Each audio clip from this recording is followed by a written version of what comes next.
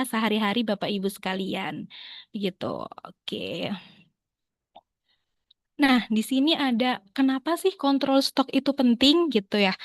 Mungkin sebelum kita masuk ke pembahasannya nih Bapak Ibu, kita perlu satu cara pandang yang sama dulu nih, bahwa stok itu sebenarnya adalah uang.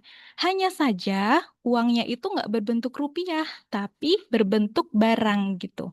Jadi ketika Bapak Ibu belanja barang dagangannya, sebenarnya uangnya itu nggak hilang, namun berubah bentuk dari uang tunai menjadi stok gitu. Masalahnya itu mulai muncul kalau stok ini itu udah nggak kekontrol gitu ya Bapak Ibu. Kalau stoknya terlalu banyak, apa yang terjadi? Uangnya bisa jadi macet gitu kan. Uangnya ada, tapi nggak bisa dipakai untuk kebutuhan lain begitu. Dan sebaliknya, kalau stoknya itu terlalu sedikit atau mungkin nggak ada gitu, resikonya juga nggak kalah besar ya Bapak Ibu. Bisa jadi kehilangan penjualan gitu.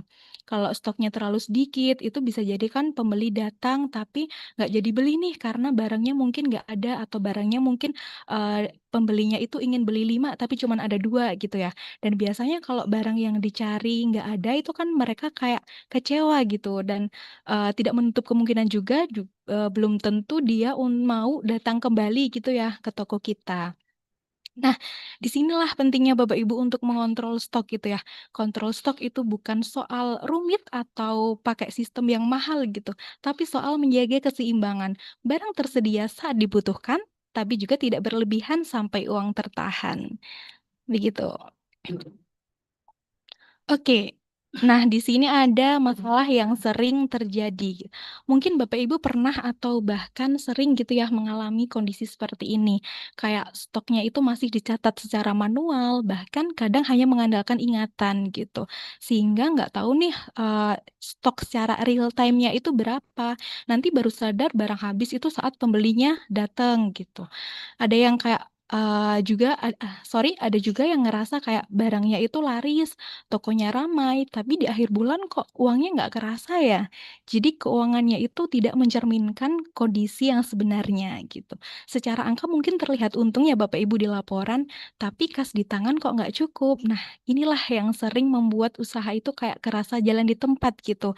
Padahal penjualannya mah sebenarnya ada gitu. Oke, Bapak Ibu, di slide ini kita akan bahas terkait dengan inventory sederhana ya. Sederhana di sini Bapak Ibu artinya itu nggak ribet gitu, tapi harus tetap jalan dan konsisten tentunya.